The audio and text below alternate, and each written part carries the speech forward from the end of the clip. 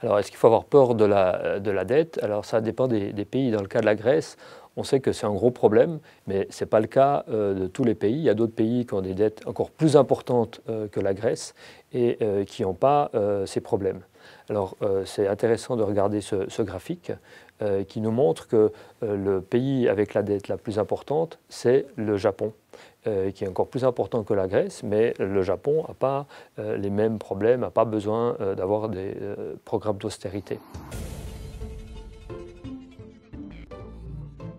C'est vrai que les plans d'austérité, c'est à la mode, on en veut en France, en Allemagne, surtout dans tous les pays européens.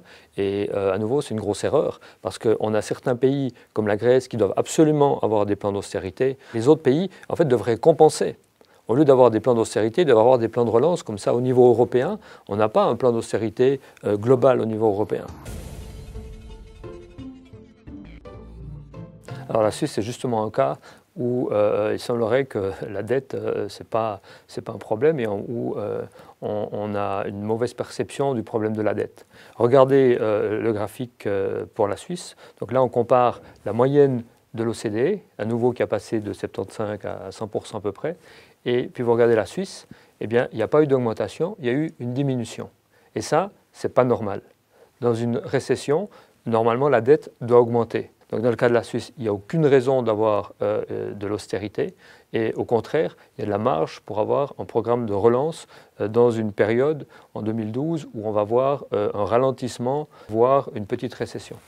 Alors la Suisse peut effectivement relancer son économie. Alors comment? Avec des augmentations de dépenses temporaires. Typiquement, les dépenses d'infrastructure. Et c'est très facile, il suffit d'accélérer des travaux qui sont déjà prévus. Comme ça, on dépense plus aujourd'hui et on dépensera moins demain. C'est intéressant quand même d'avoir des dépenses qui restent plutôt au niveau national.